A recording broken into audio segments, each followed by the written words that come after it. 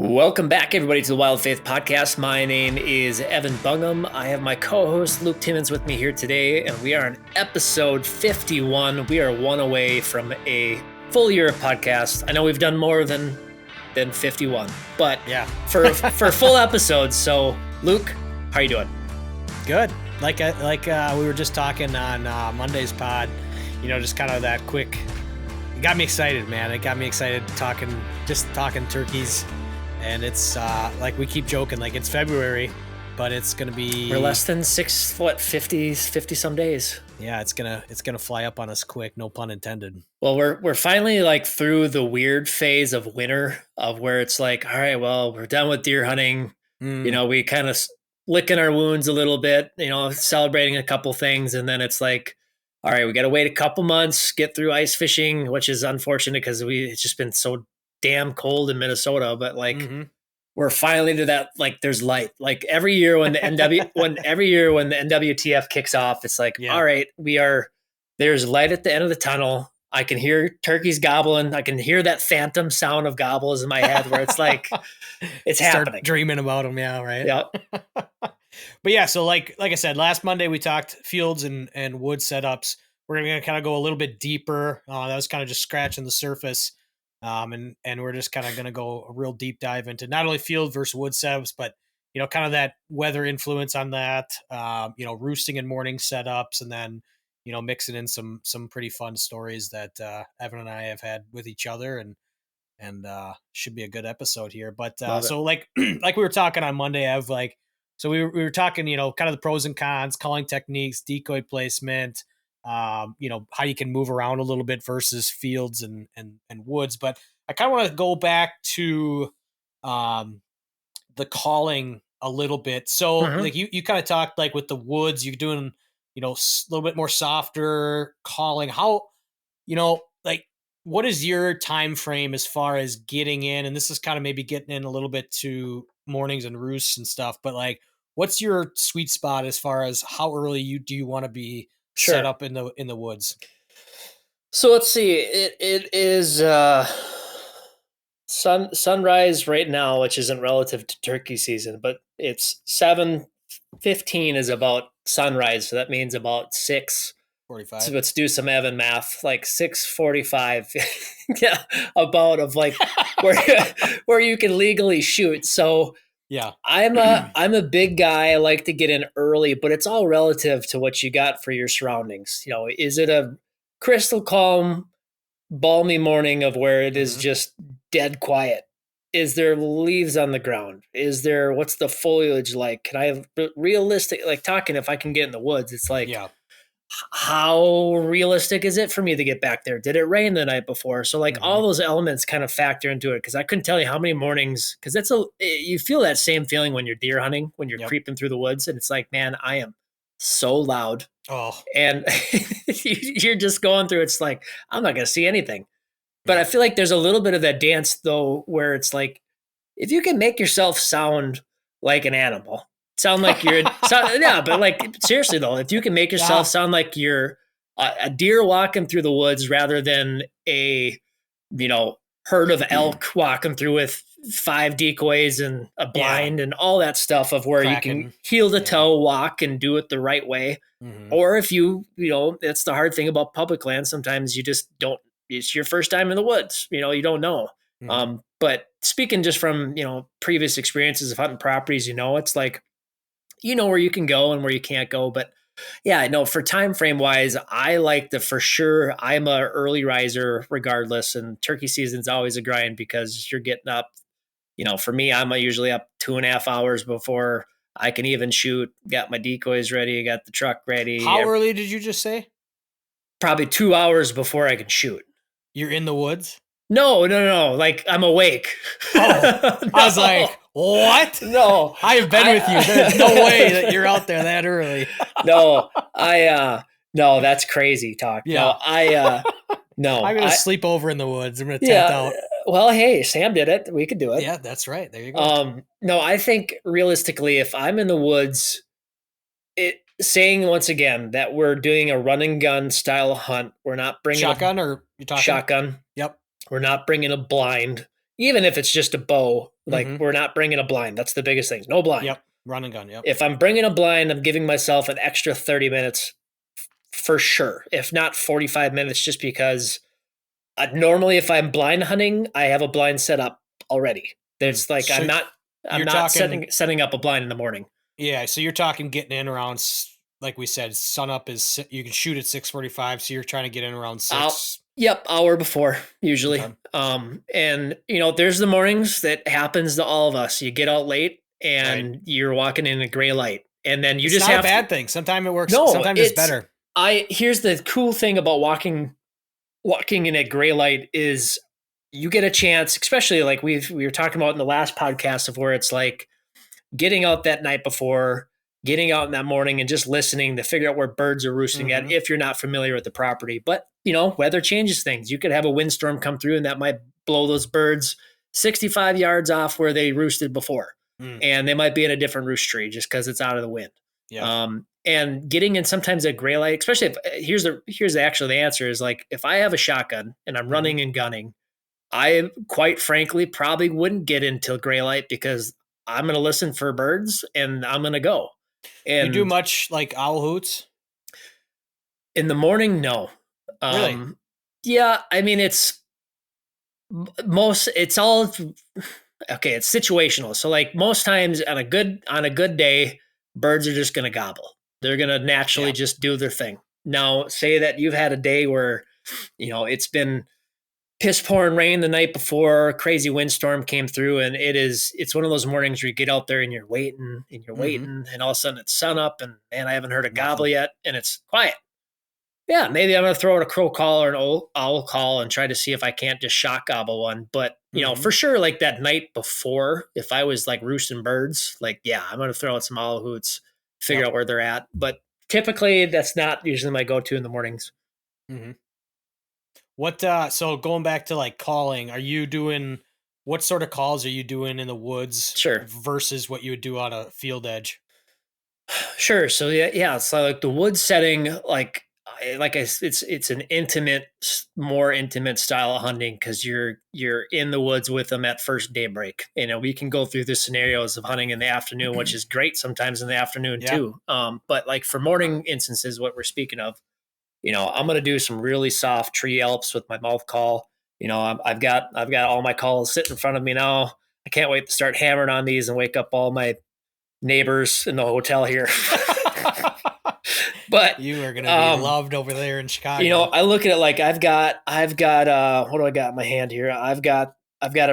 This is a batwing cut. This is a really great one that, especially if you get a really good broken call, you can get those really soft tree yelps of where you can just like, I can't do it with my mouth, but like those people that can do that, it's crazy. But just those really soft yelps, I'm going to do a fly down sequence, like depending on what the woods activity is like. You'll know, like that's one thing. If you're a seasoned turkey hunter, you'll learn the reed birds just by their responses and their mannerisms that they have with how they move. And if you're lucky enough too, you get to see them in the roost and you can watch them fly down, which is some of the coolest mornings you could have. But a lot more soft calls. I'm going to throw a lot of purrs in there. That's why we actually just dropped a video last Thursday on this of just kind of a turkey calling 101, really basic. Like if you could have 2 calls, learn how to call on a mouth call and have a slate call. Like you could go through and do,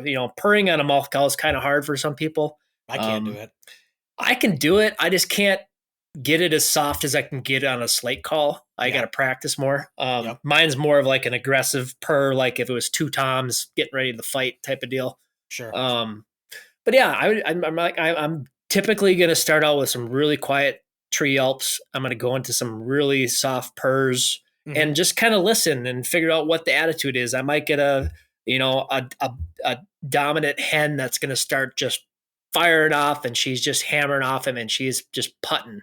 Well, I might start mimicking what she's doing, start putting and just kind of, it's so cool those mornings that you can get the woods just riled up and birds are just like, okay, we're having a day. We're going. And then the difference of like field edge is where it's like, I feel like you can orchestrate a little bit more of that mirage, that smoke and mirrors effect, where I might make myself sound like I have 4 hens over here. And Are you a little bit more aggressive out in the field edge? once again, I'm kind of feeling it I out. mean, it depends on where the birds are probably roosted. If they're roosted towards the field edge, maybe not. But if they're more in the middle of the woods, Yeah, I will say, I'm probably a little bit more aggressive, especially if I've got a yeah, hen that's firing back at me. Like I'm yep, at a disadvantage already because I'm waiting for the birds to get to me. right. My You're not right distance. there. Yeah, and it's all relative. Again, like how close did you get to the roost? Did you end up Hmm. getting 150 yards away, or are you 500? Those birds that are. It's amazing how it Yeah. happens some turkey mornings where you might have 10 birds between hens and toms that are 60 to 150 yards away, but then you got that one tom that's 700 yards away, Just and he going. fires off at every call, Yep. but he's the one that comes in and the other ones don't. So it's all about, and that's for any turkey hunter out there. And the only way you learn this is getting time in the Hmm. turkey woods and really listening to what birds do. And I think that's the best way to go about just learning how to call, because a lot of people Hmm. call too much. Um, and that's a good point. And like I think too is where you got it. There's a fine line in the morning of calling too much and not calling enough, of where you So let the yeah, birds dictate that. I really want to key in on that because that's a huge thing that goes across the board. Whether you're deer hunting, whether you're duck hunting, goose hunting, anything like that.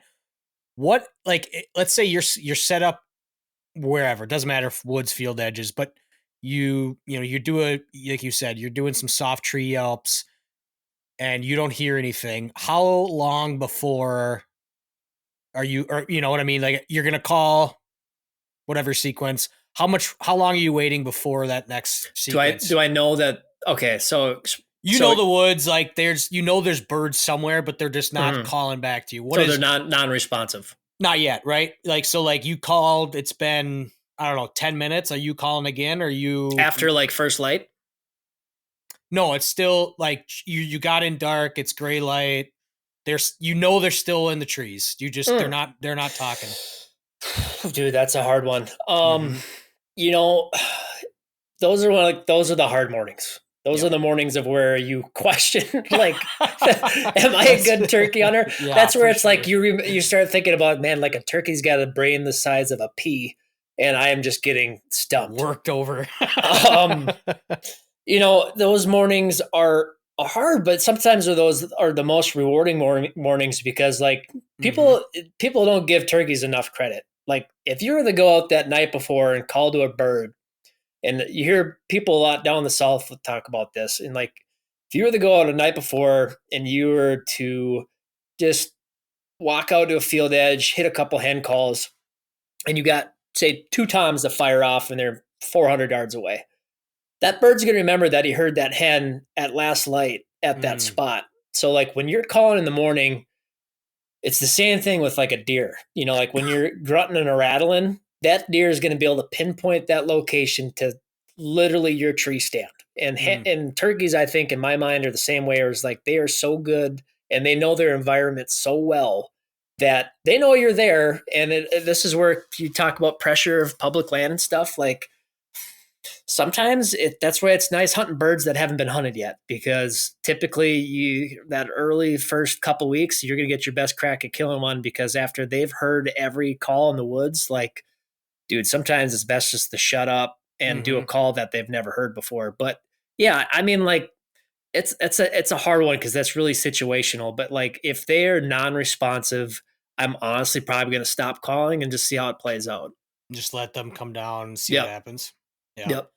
No, that's a really good point because I know like we've been in the woods together and that exact scenario has happened. So that's kind of why I wanted to key in on that. And I could think of multiple times, like I think it would have been last year, and it was the morning before the morning you shot your bird, if that makes sense. Yeah. And you The and one I, day, the one day you couldn't come out and film. yeah, the one day I was busy and couldn't come out and film, and you shoot one, yeah, right. But no, it was we were talking about all this. We got in later, but it was on Yep. purpose, kind of in that gray light. We sit down in the middle of the woods, and all of a sudden we start looking around. Like it was almost like we were duck hunting because you're looking around with your eyes, Hmm. not doing your Yeah. face straight up to the sky. and I'm like, there's a bird there, there's a bird there, there's a Yeah. bird there, and yeah, and though that those mornings, it's interesting because how do you? I mean, like it's tough, obviously, to distinguish what exactly and where they're going to fly down, but if you're in that scenario like we were, where what is that? Where talking roost setup? If you know where they're roosted, how close are you getting if you know they're where they are? I would say that buffer zones, it's all relative, I guess, but like Mm-hmm. probably 100 yards. But it also Somewhere. depends if I'm in the woods or if I'm going to field edge. If I'm going to field edge, I might get a little bit more aggressive depending on the topography. Mm-hmm. Like, Get a little closer. speaking of one of the farms, the farm we talked about, like there's a perfect saddle on top of a ridge, and then it drops down in a bowl, and then they bed down up on. There's a little bit of a ridge that they bed on, and like you can sneak literally right down to the birds without Mm-hmm. them ever knowing. Coming in from the field edge, and you could get within 60 yards of them. They would never know. Sure. But you know, if you're going in the morning and you're going through a woods, like man, I might even be 150 yards away Mm-hmm. just to give myself a buffer. And it depends. Like, is it quiet that morning? Is it if it's super windy that morning? I might be able to sneak into 60 yards or 80 yards. 60 yards is that's like danger close. I would say 100 yards is probably my buffer because 100 yards really is not that far. I mean, those turkeys can when they fly down. I've seen them fly down that far, if not farther. Yeah. Sometimes, Yeah. most times they'll drop pretty much straight down, but I don't know. That's a hard thing, kind of back to what you're talking about before. And I know which day you're talking about for that hunt. Yep. And the hard thing is in the early season, those birds want to congregate together, but also from a food side too. Like sometimes that morning in the mornings, like they have their mind made up already where they want to go, Yep. regardless of how much calling that you throw their way. Like they know that, hey, I want to get to this spot, and then they're just going to get there. And it's just a time in the woods thing for you to know where that spot is. If it gets hard like that, like you just got to know where to go. Mm-hmm. And No, that's where, that's and we could talk about this later, but that's why it brings me to my point where, dude, some of my most fun hunts have been after 10 o'clock, mm, not yeah. killing them crack ass of dawn. Right. Right. No, that's a super good point, and it's kind of like what I've started to realize because I'm still I'd say a novice turkey hunter. Hey, you've killed two birds. Yeah, but like I've learned learn that you got to hunt them like deer in a sense, Mm-hmm. where you're hunting, and I kind of talked about this in that e-scouting video we put out, is where it's like you're hunting them, you're trying to figure out they're here, they want to go here. I need to figure out where in between there I can cut them off Yeah. to make a play on them. And it's just like deer. It's like, okay, I know the deer bed here. I know they're going to try and go feed Mm-hmm. here, or vice versa. They're going to feed, come back to bed in the morning. So it's it's that whole game too, and 100%. that's made me a lot more observant just watching scouting birds, like pinpointing like, okay, they're roosting here. I saw them out in the field around 10 o'clock. You know what I mean? So you kind of Well, it's start. the beauty of turkey hunting. And like to your Yeah. point, and where that's spot on is like, that's half the battle. And, the mornings that you can just call a bird in cold are awesome, Oh, yeah. Those are the mornings but you dream of. Yeah. yeah, but when turkey hunting gets tough and things get hard and you Mm-hmm. kind of scratch your head and wonder what the hell am I doing? Because this is the 12th morning that I've That was gotten me up at last year. 4 o'clock. But if you can get to those spots and have a decoy or two and you Yep. can cut them off, and like that's where I say it all the time, like I would fall in love with elk hunting and I would probably never do anything else, and I'm glad I haven't done an elk hunt yet because it's that relative of where it's like you have that element where you can call the birds. So it's like if Mm-hmm. you could just cut that distance, get to where they want to be, have a decoy set up, have the right calling sequence, like it's not a slam dunk every time, but like dude, your odds are going to It's a go good through the chance. roof compared to just aimlessly picking a spot and just calling and calling and calling and calling and just waiting for a bird to come in. Yeah. So switching it up now from just kind of how you setting up based off of mornings, fields, and woods. How would you say weather influences turkey movements for either? Sure. Yeah. No, weather's a huge one, man. And you just run through the gamut: windy, rainy, Sure. snowy. Go for it. Minnesota's been weird the last like 5 years because Yeah. uh I can remember as a kid, there'd be mornings like we'd get up early season and it'd be cold. Like my dad started taking me turkeying when I was probably like, I don't know, 8 or 9. And, I just remember walking across, a half mile chisel plow field and being like, Mm, Dad, are we there yet? Are we there yet?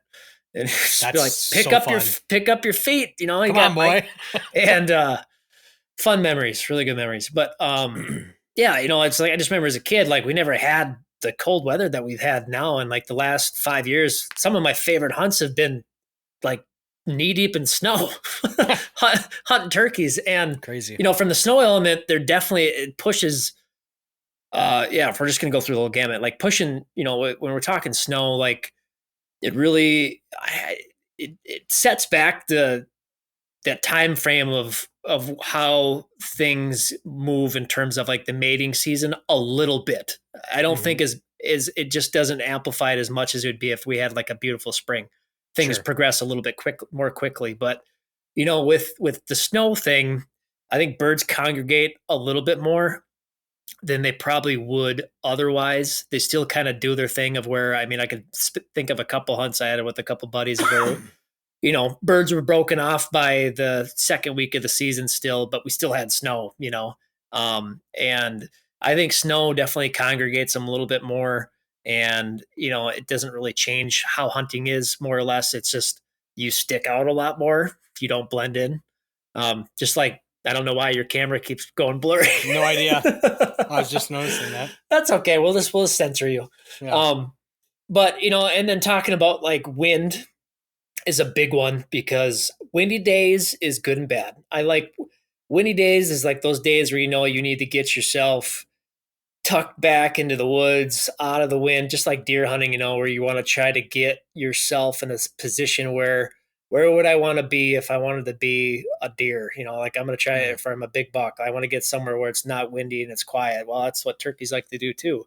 mm, But to that though, too, I've one of Eric's more of his more fun hunts I've had with him. It was probably, I don't know, 8 years ago, maybe something like that. And I mean, it was so windy that I could hit a box call as loud as I could hit it, and you hmm. probably couldn't hear it Yep. 150 yards away. So you have that advantage of like being able to cover ground without making a lot of sound, but you're really relying on those visual cues, and you can kind of close that distance a little bit if you've got the topography to work with you of getting in tight. But man, those windy days are really hard because it pushes birds to be quiet off the roost Hmm. most times. But So with the go ahead. wind, what do you prefer? Are you fields If or I had to woods? pick in the morning, I'd be in the woods Yeah. for sure. Yeah, And I would be. what I do you would be as tight as I could. I would take the wind to my advantage, Yep. knowing if I knew where a known roost was, Hmm. and I would try to get. I'd try to position myself. And this is getting really technical, and I don't really know this because I haven't tried it yet. But maybe it'll be a good thing to maybe like take a note on and try to learn this year. I don't think there's a direct direction of wind. I don't think that necessarily correlates which way they fly down. It's not like ducks or geese. I think that's Mm, too technical. But from the standpoint of like, I might try to strategically place myself tight to bedding, sure. but in a spot where I know they're probably going to strut in that woods, So where some they sort of might, little opening. yeah, where they might congregate for that time being until maybe that wind subdues or subsides, or I might try to get in a spot where I know this is low ground that has potential strutting that's somewhat tight to roost is probably where I would try to lean to get to. Sure. Yeah.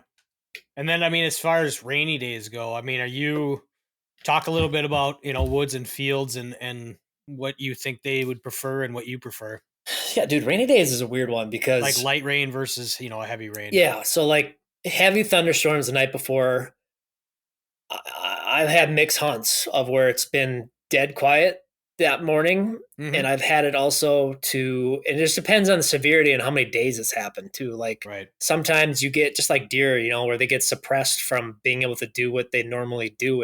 It ultimately affects how they act. And Yep. like I said, I've had mixed hunts of where I've had it where it's been a crazy thunderstorm the night before Hmm. and it is dead silent that morning. And it's just like, what are the birds doing? They're just hanging tight. They're trying to get, dried off. And usually those midday hunts are better than the morning. But Yep. I've also had it too, where it's all of a sudden like those birds are They've been rained on for 2 or 3 days, and they're ready to rock and roll, and it is just absolutely electric. And those are heavy rain days. But if it is like a heavy, I'm probably not going to be hunting in a thunderstorm. Yeah. I've been caught in a thunderstorm before, Yep. but like actually the bird, you'll get to see that hunt drop here in a couple of days. Actually, that hunt, it was raining when I shot my bird, but those heavy rain days, I would probably be in the woods on heavy rain. Now, light rain, turkeys like rain. People get that misconception of where like, oh, it's raining, I'm not going to go hunt today. Like some of those are the best days to get out and hunt because like those birds are out in the field picking bugs, picking worms, doing their thing, and like those light rain mornings or those misty mornings, like dude, some of those are awesome times to get out in the woods. They might not be as active off the roost gobbling, Sure. but those birds are going to get out and get dried off out in the field edges and try to get some sun as they can. So like that, those are great time to be hunting on a field edge. That literally, as you were talking, it reminded me of that first time that we took Nora and Liam out turkey hunting. Mm-hmm. We were literally, it's funny. It's like that. I called my shot. Yeah. Well, it was like that eye-opening point of like, oh, I'm a dad, right? Because Yep. it's like, it was you and I, because it when set up the story a little bit here. So we met at the field drive, in our trucks, and you could see the light, the thunderstorm kind of rolling through. We kind of Yep. waited in the trucks. The blind was Crack already acid down there. on with a 2.5-year-old and a 3.5-year-old. Yeah. And we were like, do we go out? Because with our, it was just you and I. Did we? I can't We remember. would've sent it. I had a blind set up already. It was already down by the rock Yep. pile. Yep.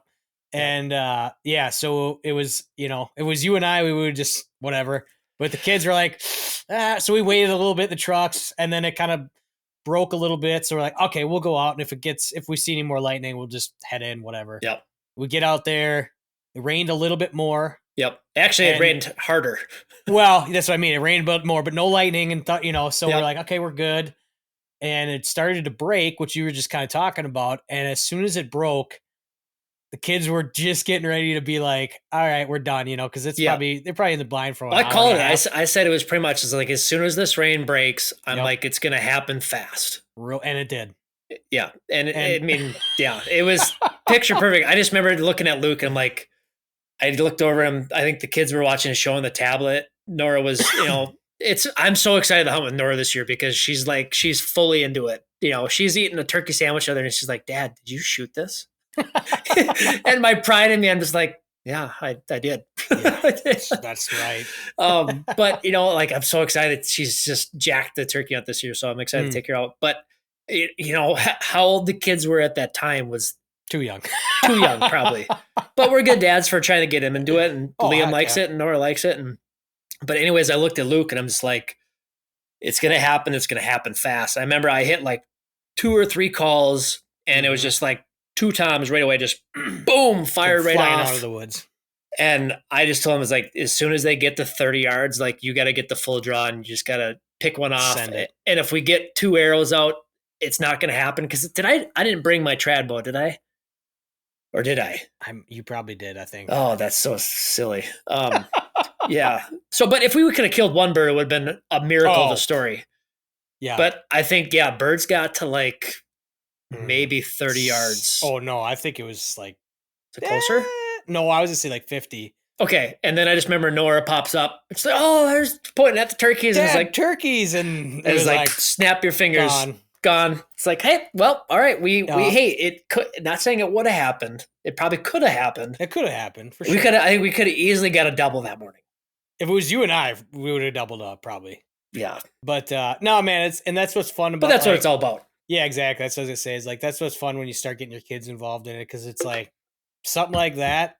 Like, hey, we almost didn't go out. Yeah, we almost didn't even go out, and they got to see turkey. But it's like, like even not, even having like them just bust turkeys out of there, it's like, who cares? It was fun. Yeah, well, and they had a great time. Yeah, but that's what that's what it's all about. And yeah, I mean it's the perks of having multiple properties, and we're very lucky in Minnesota that our bird population has boomed. It's crazy how many turkeys we have. I'm still surprised that we're still a single bird state compared to our surrounding neighbors that you could kill as many birds as you wanted. Sure. Yeah. Yeah. So we've kind of flirted with the topic now. let's talk afternoon, evening setups for Mhm. both of these. How do you didn't go out in the morning? How are you locating and trying to target some turkeys kind of in the afternoon and evening? Yeah, dude, this is like one of my favorite times to hunt. Or it's I should how should I say this? So like when I first got into turkey hunting, and I was like I said, I started turkey hunting when I was probably 8 or 9 with my dad, maybe even younger. Obviously in Minnesota, I don't think you can kill your first turkey till you're 11 or 12. I Let's can't say remember. I 12. don't know. I want to say I was 11 or 12 when I killed my first bird, and I've killed one or two birds every year since then until now, and I'm 32. Going multiple states and stuff. But Hmm. as I've evolved as a turkey hunter, I've learned to not rely on mornings, even though the mornings are the most fun because you're going to get Yeah. the best experience. You're going to get to hear birds gobble. You get to figure out where all the birds are. I mean, like, we're very lucky with the one woods we have. You might hear 30, 40 gobbles in the morning, and it's just awesome. Yep. But I've learned to really fall in love with that mid morning, late afternoon hunt because especially when you get into doesn't really actually I take that back. Doesn't really matter what part of the year is. It's obviously a little bit easier, I would say, like after those first couple weeks of the season where birds are broke up a little bit, where you don't have those congregated groups. Hmm. But typically, even like, early season, talking that first 2 weeks where birds are tight, and you got a group of 30 birds that are together, they still break up at some point in time. Where those hens are starting to get curious and find new nesting grounds, and you get a couple breeding scenarios going on, but there's not enough hens to go around usually for all the toms or jakes or whatever it is. So you got birds that are moving around and they split up and they divide, and like those mid-morning late afternoons, I would throw them into probably the same category. There isn't too much of the difference of either, but if I was going out, bow or shotgun, it doesn't matter. And once again, we're talking not in a blind setup. I'm going to probably get to a field edge of where it's kind of like checking scrapes when you're scouting for deer, of where Yeah. it's like, okay, do I go further or do I stay where I'm at? Like, I'll usually call check. I'll either hit a crow call if I don't want to be too intrusive, of where it's like I don't want to tell them that I'm a turkey yet. And if I can get one to fire off with a crow call right away, like, Game on. awesome, game on, like, let's go. I might try to get set up, then start calling.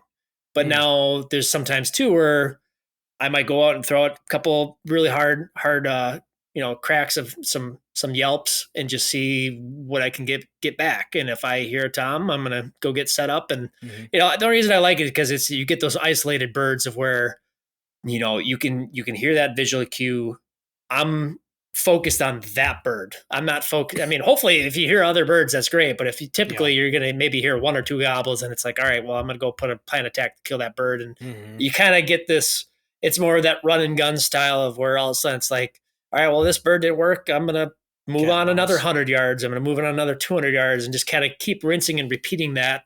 And then that's where, for me, sometimes those hunts can go two ways. Either it's a game of cat and mouse, and you really get a bird that hangs up on you, and you Hmm. just kind of go back and forth, or it's sometimes it's a slam dunk, and you could hit two calls, and all of a sudden that bird's running, trying to Yeah. come in. And typically, if I'm going in the afternoon, I'm going really light. I might bring a hen. I might bring Mm. a hen and a jake. Yeah. I might not bring decoys. It just kind of depends on what I've seen from hunting in the mornings and how birds are acting. But yeah, that's probably how I'd go about it. But if I had to pick strategically where I was going, I think it's weather dependent. And it's also relative to where I hear a bird. Like, I don't think I would just march straight into the woods and start calling. I would work that edge of wherever that edge is and let the birds kind of dictate what's happening. And if I don't hear anything, I might start walking around and just glass. And this is where, glassing from a truck, seeing a bird, Hmm. if I see a bird from the truck out in the field and I can hunt that woods, well, I'm going to try to probably put a plan to be able to, circle not downwind of him, but circle away from him and try to get on a path that I think he's going to get to, and then, start the game of cat and mouse.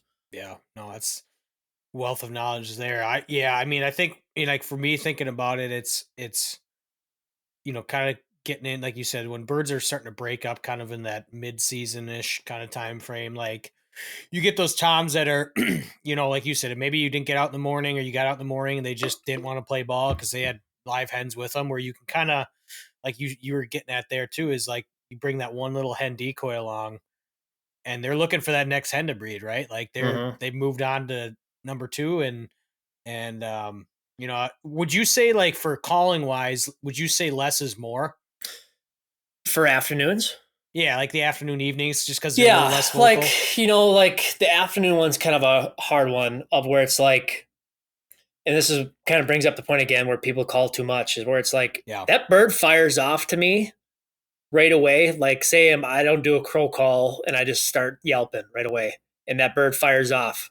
I am getting set up as quickly as I can. I am running to close the distance if I have the topography to work with, or if I just know that the bird's farther away. I'm literally getting to a spot, picking a spot, getting to that spot, getting set up as quickly as I can, and then I'll start working that bird uh, kind of soft. I wouldn't probably go as crazy as I was, because like, when you go into it and you're like, yeah, yeah, yeah, yeah, yeah, you're trying to get that bird to fire off, then I might switch that cadence and start going really soft and really just kind of feel that bird's attitude. Cause like I find out like the birds that just gobble at anything are the ones that are going to hang up.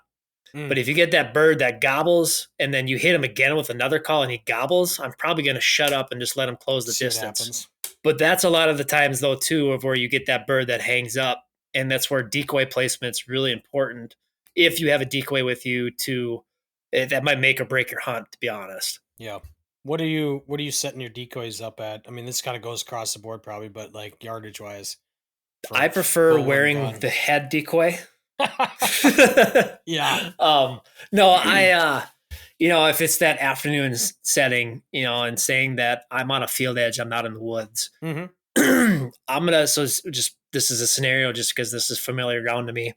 So knowing that, say this bird's on top of this hill and he's on the backside of this hill and he's probably 500 yards away, but he fired off and I'm on the field edge on the down ridge side of him.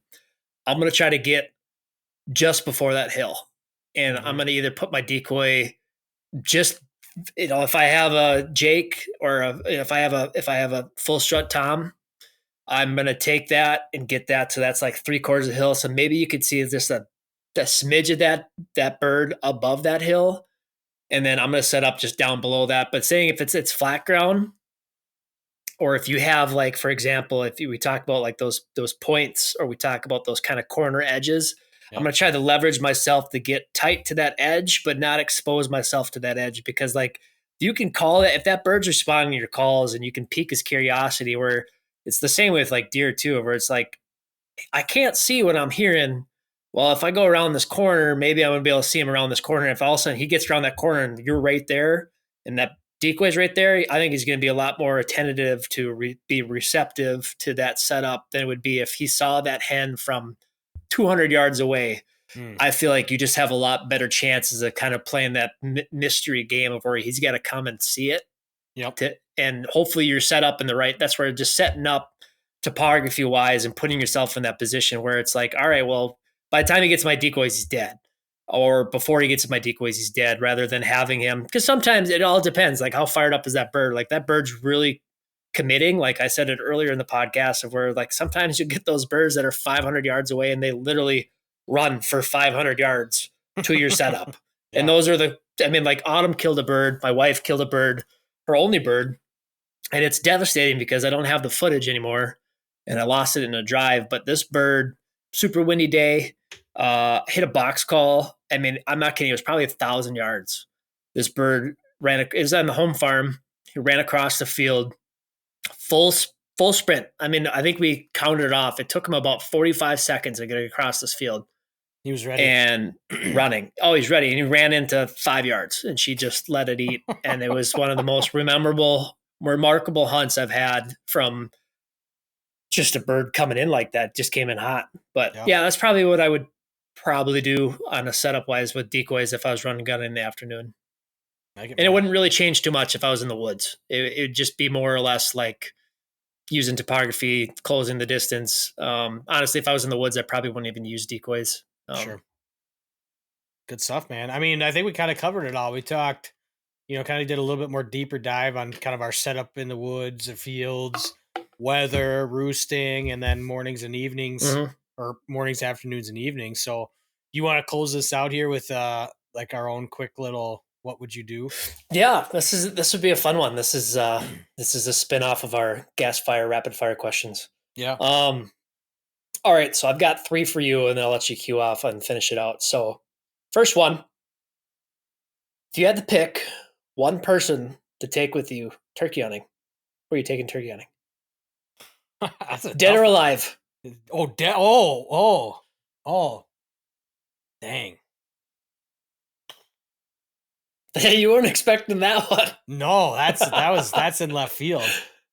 I thought maybe like who am I No? taking to be most successful? I think I'm gonna check this one off this year. I think I'm gonna take my dad this year. Nice. That's Yeah, has he been turkey hunting? nope. So Fun. well, Those are those he's been turkey hunting. He's never shot one. I want to shoot. okay. I want him to shoot one.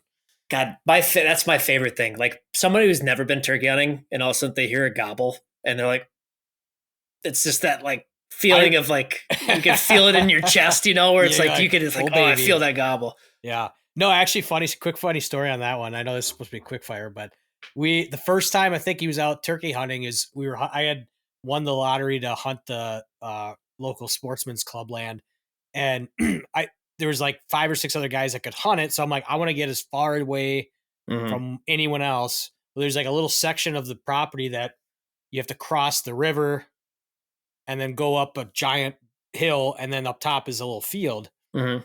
And so I went out earlier, put out the blind, like a couple days before season, whatever, and I'm walking across this river where the rocks kind of were, Yep. and we have waders on, and then we dump the waders on the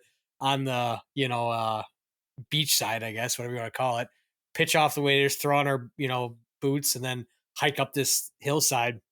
And I was like, "All right, Dad, you got to run the camera," which he's never done. Hey, run this camera. Yeah. So we get set up. We got, I mean, it would almost worked. There was just enough of a null between us and the Toms where we had this group of like 6 Jakes walk right by us. And it's funny. You can hear I think I have the video somewhere, but like you can hear me be like, "Hey, is the camera on?" He goes, or no, how did it play out? Um, Basically he's filming these Jakes, or he thinks he's filming. They're gone, and then I hit the button, or he hit the button to stop it, because he thought he was recording. Yeah. And I was like, "Did you get all that?" He goes, "Yeah, I got it." I'm like, "We're still recording." He goes, "Oh shit, I never hit the button to record." That is the worst feeling as a cinematographer. I've been there, done that, but it was a fun hunt. And then we had these 3 times there to work right that same path, but they were just on the other side of that hill, so they never really. Dang. I don't know if they really never saw the decoys or whatever, but they just kind of went off. Yeah. Oh, that's a good one. So next one, what do you value more? Would you say, are you the hunting public style? You're going from snoot to tail feathers, beard, or hooks, or weight? What's like, if you could have the best of any of that, what would you rather have? Like the longest bird? Would you rather have the heaviest bird, the bird with the biggest spurs, or a long beard? It's pretty. I'd take the beard, I guess. Okay. Take If a you paintbrush. Yeah, if you get a beard dragging on the ground, Now, would that's you rather have like a 14-inch rope or like 6 small beards? Non-typical. give me the long one. Those Okay. little ones were weird. Yeah. I don't know. I like the long. Give me one that's dragging on the ground, I guess. Okay. So here's the last one for you. So here's the scenario. All right. And I just want to know what would you do?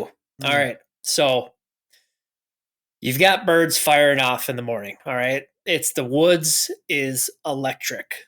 All right. It's like one of those. I mean, you've been a part of those mornings where it's just like, man, things are happening. But Yeah. the scenario is that you were really hungry on your way out to go hunting, and you stopped at Quick Trip and you got yourself one of them greasy burritos. Oh, And say you throw like a chocolate milk in there. All right. Well, You got birds firing off right choice. now. Well, hey, milk was a bad choice. It's like Anchorman, yeah. But you got to go you got to go number 2 really bad. But you got birds coming in. Are you fighting demons, trying to hold that thing in? Or are you going to make it happen? And this Boy, is a wild one. that is. I thought the first one was a left field. This is like as far left field as they get. I don't know. I always catch hell for being the guy that's got to just take a field dump, I guess. But I mean, if I could see them and they're coming in, Dude, I've been caught with my I'm pants fighting- down a I'm couple f- times. quite literally, I'm fighting demons. I think if I don't see them, I'm probably, and if I'm in a blind, and this is probably TMI, but if I can't see them, I'm in a blind. I'm gonna quick run out Oh behind the blind. gosh. I'm gonna quick run out behind the blind and. Oh, is it? I thought you were saying in the blind. Okay, behind the Oh, blind. no, no. I was like, No, that's reckless. okay. All right. I couldn't imagine that scenario having a camera crew in a blind and be like, I gotta go. Be a Oh. good bit, I guess. All right, what do you got? All right. I don't have anyone near as wild as those. Those are good. I'm gonna probably just stick to some basics here. Okay. If you are running and gunning, what is the one? I'm gonna assume you're gonna go mouth call.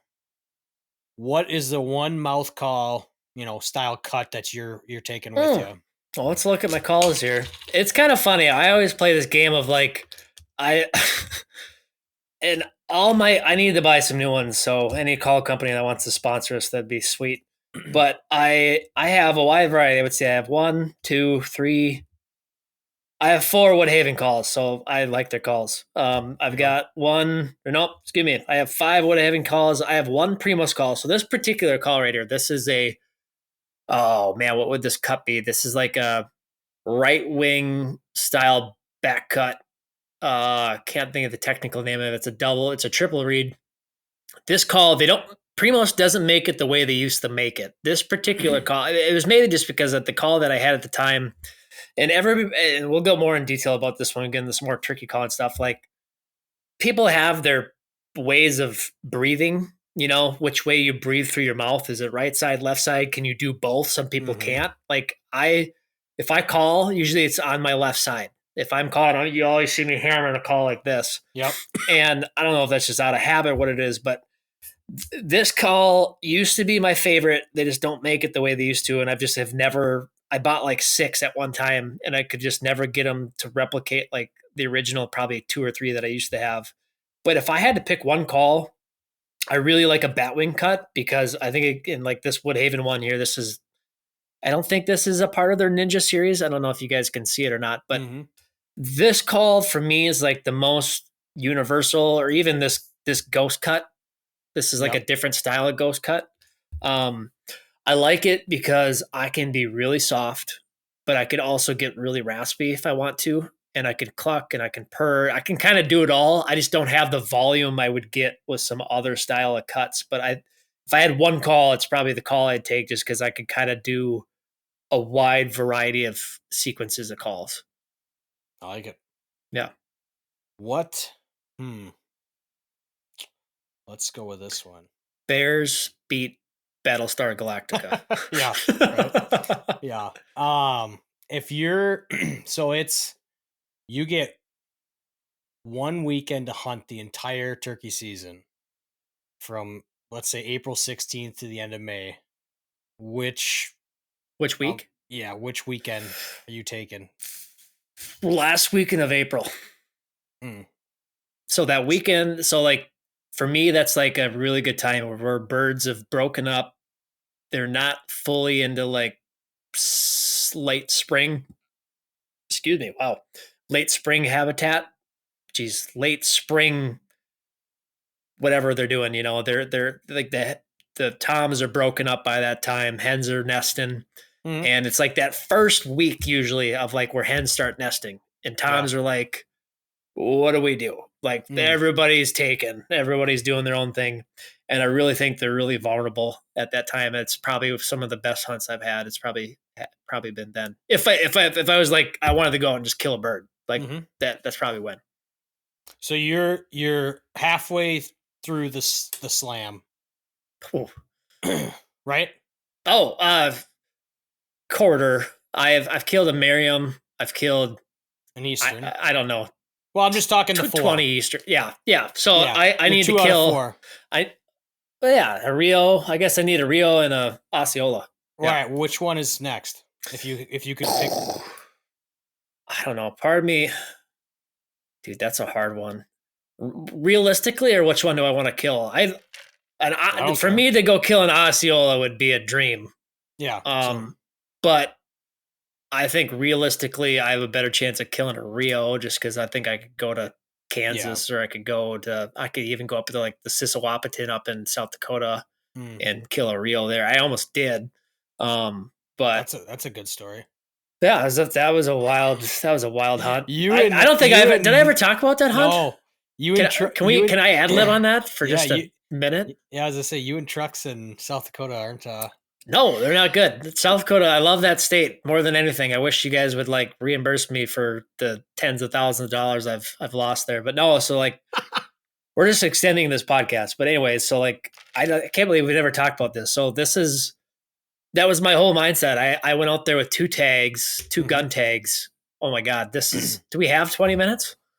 We might have as much time as you want. So let's kick this off. So I drove, this is back when we lived in Brainerd, I think. We didn't live in Baxter at the time. And which is relatively like Sissewapiton to me, it was maybe like 4.5 hours. Not too bad. Drove through, like, left at midnight, rolled into a spot of all this public land. So Sissewapiton, if anybody knows, it's a tribe that lives in the northeastern corner of South Dakota. It's a really hilly, a lot like what you'd get southeastern Minnesota and the rolling hills minus the trees. And it's not like it is out west. It's just different because there's big oak flats and really cool topography, like really, really big hills. And I get out there and I did all my e-scouting best I could.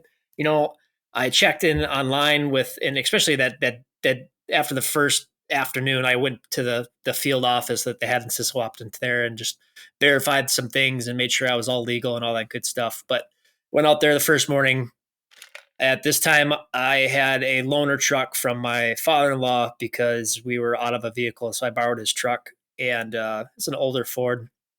Get out there. This is like, dude, it had to have been like the first week of season in April, so whatever that is, like the 16th time frame, South Dakota. I can't remember. And I got two tags in my pocket, two gun tags, and I had a e-bike with me at the time. Borrowed that thanks to ABO, and I brought the cart with me. Brought the whole kit, blind, everything you could think of. And I roll out there first morning, didn't hear any birds. Kind of frustrating because I had all the spots out of East Scout. I thought for sure I was going to see birds, so I just started driving. And then I end up driving for about 2 days. Couldn't find birds, and everybody that I've talked to that's done this hunt's like, dude, they're everywhere. And I'm like, wow, I haven't seen a single thing. And About how it um, goes. I will never forget because I finally got to a spot where found some turkey sign. I'm like, all right, things are on the up and up. And I was staying at this campground, and I, this is novice turkey hunting. I failed to really look at the weather and figure out like what we were going to get from circumstances. And we had a front that blew in that night after I finally found turkey sign, and we ended up getting probably about 2 inches of snow, Mm. and it was freezing. I brought two sleeping bags, and this is before I got good stuff. And I had two sleeping bags that were probably, I don't know, our value of like 40. And I Oof. froze my nuts off that night. And I got up that morning really early, dusted off the snow, got the tent packed up because I didn't want to leave it, got everything packed up, went out and hunted. Proceed to get out to the spot. I wanted to get a blind set up where I found this fresh sign. So I took the e-bike out there, not knowing that it's an old cow pasture ground. And novice to not riding an e-bike, I went out there and it would have been fine with an e-bike, but not with the trailer part that they have with it. So this is Rambo Bikes, nothing against you, but it was like they had this little trailer dolly cart that hooked behind the e-bike. And I went with a bow. I didn't even bring a gun. No, I think it was a dual purpose tag because I think I brought my bow that day. God, now I'm mixing up my stories. Um, and anyways, I get out there and I got my bow. I've got a decoy bag. I've got my vest on. I've got my blind in the back, and I got my bow strapped to the trailer. which is the worst thing you could probably do. And I'm hitting these like moguls bouncing like this, and my bow falls off. It's black. I can't see anything besides my headlamp. I look back and snap 2 arrows. Keep going. I get to the bottom of this ravine where I found this turkey sign. This is probably a 1/4 mile in, and I have 2 arrows left out of the 4. And I'm like, all right, we're still hunting. Got 2 arrows. I got set up. It was all good. I actually saw turkeys that morning, which was exciting. It gave me hope. And then I go to look at the bike, and the bike is dead because I didn't realize that with an e-bike that you should use like pedal assist. You can't just hit the go button and expect it to go. And I drained it. So I had to walk this bike with all the, the decoys and the blind and my bow up a ridge that was probably like 5,500 feet of elevation, walked it back to the truck, whatever, like the half a mile that it was or mile. And then that night get to camp, soak in my wounds, and wake up that next morning. It's a beautiful sunny morning. I'm driving out, taking the truck, and going off this, driving down this crazy ravine, and then all of a sudden, tire falls off the truck. Yeah, and I just never forget it because it's like one of those things. Also, it's like, poof, and like if I would have went down the ravine, I probably would have died. And anyways, so I get out, assess the situation. I still to this day don't know what happened. If it like I snapped the axle or really truly what it was. I somehow got a spare on, and by that point it was just like damage control of like, all right, I need to get home. I'm 4.5 hours away. I'm in the middle of res ground, like, which is nothing against the tribe, but it's just like my chances of getting help are really shot. Not many people out there. Yeah. So I got a spare on. I got down the road. I actually hunted my way home, which is hilarious. And I actually almost killed a Rio, which was really cool. But I think I hunted 3 spots, got home late that night, and then I have never been back since. So can't blame me on that one. Yeah. Cool hunt. Like I would love to do it again, but it was just like one thing after another where it's just like, geez, like serenity now. Yes, 100%. But cool hunt though. Yeah. For sure. Well, I think that's that for this week's episode. Thanks for tuning in. Like I said, if you're tuning into this one and didn't catch Mondays, go check that one out. And if you're coming back from Monday, thanks for stopping in again on Wednesday here. And this is kind of the new format for us. We're going to be dropping some segments on Mondays, the main pod on Wednesday, and mixing in some vlogs and all sorts of other fun stuff on the socials. So be sure to check us out, Instagram, YouTube, TikTok, all that stuff. Like, subscribe, so you always stay up to date on all the fun stuff we got cooking, because it's going to be pretty busy. Wild rodeo. It's going to be it's a good word for it. It's going to be a wild rodeo here this spring. So yeah, and it's exciting. You know, this is a new branch for us, and this is a new year for Wild Faith, and you know, having a little bit more capacity with time and stuff that we're excited to bring, like Luke said, of bringing the vlog to you guys and bringing some more multiverse content.